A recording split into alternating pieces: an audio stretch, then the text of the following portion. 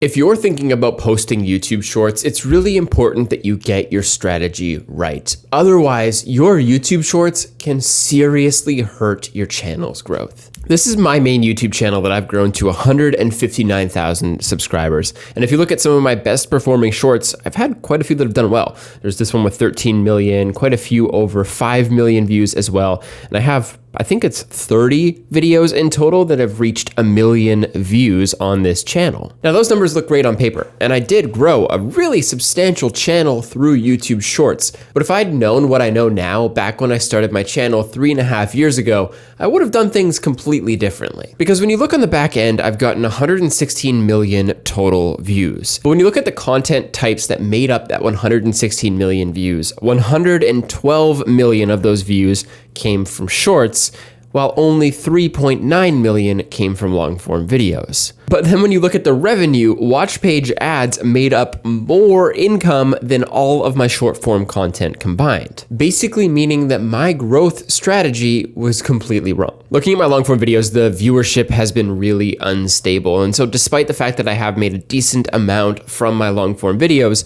the audience is really inconsistent. Because through creating short-form content, what I did is I built up an audience of people that were engaged in that one topic. But that one topic may have not had that much conversion to my long-form videos. And so as a result, breaking down the amount of subscribers that I've gotten from my long-form videos, really, even though I have 159,000 subscribers, only 20,000 of them came from my long-form videos. Meaning my audience that's actually interested in my long-form content is a lot smaller than the short audience that I've built up. You might be thinking to yourself though, what is the point of this? You know, it's not that bad that you got a lot of views on shorts, even though you made a little bit less money. It still built up a channel, right? Well, the issue is that by building up that short form audience, I created fleeting viewership from those videos that didn't really engage and build a community. And in fact, it actually prevented me from being able to focus on long form content for quite a long time, which is why I say that it's important that you approach YouTube Shorts with the right strategy, because in my case, it actually completely changed the way my YouTube channel grew. When I first started my YouTube channel and really took it seriously, YouTube Shorts were brand new. In fact, the way you made money with YouTube Shorts was completely different from the way you make money now. They had a shorts fund where you got a set amount every month. You couldn't really see how much you were making on a day-to-day basis. It was all different and it was all brand new. And so at the time, I thought that if I grew an audience with short form content, it would convert to my long form videos. And so when I started my channel, in the first month, I had a short that completely blew up and it got me 17,000 subscribers. So I continued posting shorts regularly for the rest of the year. And as you can see, my channel continued to grow as well. And what I saw was that my long form videos were actually getting pretty decent viewership as well. This one didn't have 284,000 views early on. It did grow over time. But I had this video, a video about vaping, that really blew up. Within just the first month, it got 100,000 views and brought in 500 new subscribers. I was really excited. So in my eyes back then, all I needed to do was post shorts and also post long form videos, and the audiences would sort of figure themselves out. Well, that's not what really happened, because things changed. And what I realized is that it's actually really hard to grow a long form audience through short videos. Not only because you're focusing on a different medium, but because you're taking time away from learning what works on the long form algorithm. And as a result, what happens is you're basically trying to learn two formats,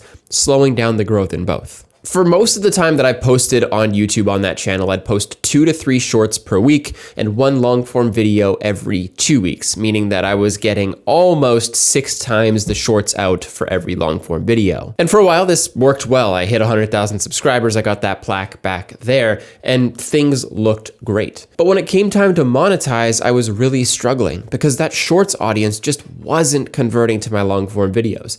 And really, shorts weren't making any money. Just a few years ago, for me to make $1,000 for my shorts, I needed 10 million views. And it's really hard to get 10 million views every month on shorts, especially as more people started posting them and the competition grew. Now, it's easier to make $1,000 now. RPMs have tripled since that time just a few years back, so that's great. But even then, my long form videos make $11 per 1,000 views, whereas my shorts make 30 cents. So the ROI is a lot higher in my long form content. And throughout throughout that year, 2024, I was posting all these long form videos, trying to get them to convert to that short audience and really not seeing many results. What I realize now, looking back as someone who's, experienced YouTube Shorts for like 4 years now, I realized that these views are really fleeting. People see the videos pop up in their feed as one of many, potentially one of 20 or 30 other videos that they see. So in order to make an impression enough to stand out and get people to subscribe,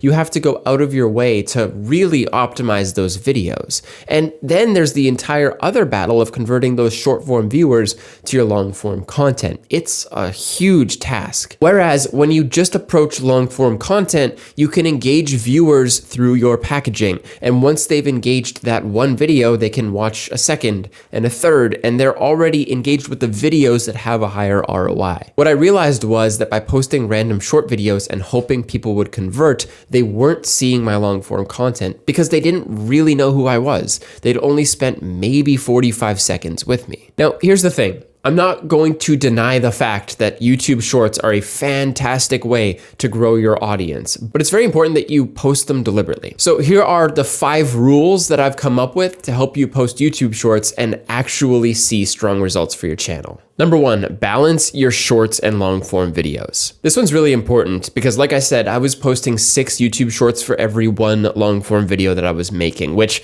is not a sustainable way to grow a long form audience. What I realized is it wasn't about converting that short audience to long form content. It was about the repetition of seeing multiple shorts and not really seeing long form videos. I recommend to most creators that you post 1-to-1 or 2-to-1, where you post 1 to 2 YouTube Shorts for every long form video. That way you don't let your shorts get out of hand and post way too many before you get a long form video out. Long form is where real audience growth and communities are built. Shorts are good, but they don't last forever. Number 2, post shorts that convert to long form videos. If your goal is to build an audience of long form viewers, you should post shorts that directly funnel to your long form content. When you post a short, you can link a video to the bottom of that short on the shorts feed so that if people are interested in seeing more, they can watch more. I like to have a personal call out that gets people to either learn more or get some sort of mystery resolved if they click on the video and have that video linked to a long form video. If you do a good enough job of creating YouTube Shorts that hook viewers, it'll get them to watch the entire long form video. And if you can do that, you've already sold them on your long form content. You basically made a pitch for what your videos are really about. Number 3, post shorts with personal takes.